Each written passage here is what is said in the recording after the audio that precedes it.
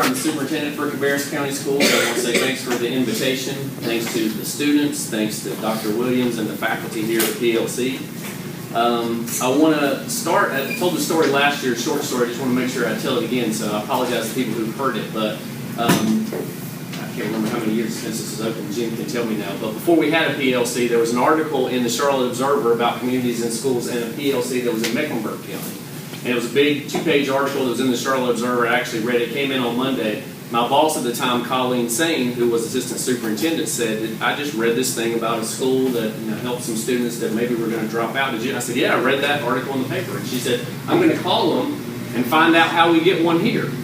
And she did. And when she called, they basically said, well, the one that's supposed to be in Pitt County, because I think there were 3 at that time, the one that's supposed to be in Pitt County backed out. So do you want to, are you really want to open one in 3 or 4 months? And she said yes. And 4 months later or 5 months later, we had a PLC in Cabarrus County. So I think it's important to at least mention Dr. Sane's name on these days, because if it wasn't for her in that phone call, we wouldn't have a PLC here in Cabarrus County.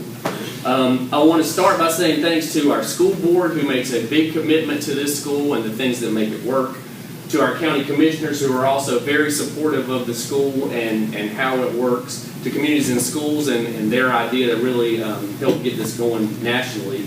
Because one size does not fit all in schools, and the reality is that schools like this are expensive. They're more expensive than a regular school because class sizes are smaller, as people said. And we do guarantee transportation from anywhere in Cabarrus County for 130 to 140 students. And so people have to realize that to make things that are a little bit out of the norm, sometimes it costs a little bit more money. And so we appreciate the commitment that we have of people from the General Assembly and people from our county that understand that. Because I believe if I stood up today and said, hey, we're going to close the PLC, I think I would be fired.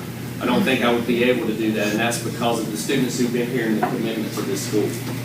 The young ladies that I was sitting beside of, one of them talked about how the format of a traditional school didn't work for them, and the other one talked about the students that were around them didn't work for them. So to be able to have a place where when those two things don't work, to offer to students is something that's really, really important. Now this is one of our most important schools, one of the ones that people talk about, and Ms. Carpenter said that she did when she was on her cruise the last couple of weeks.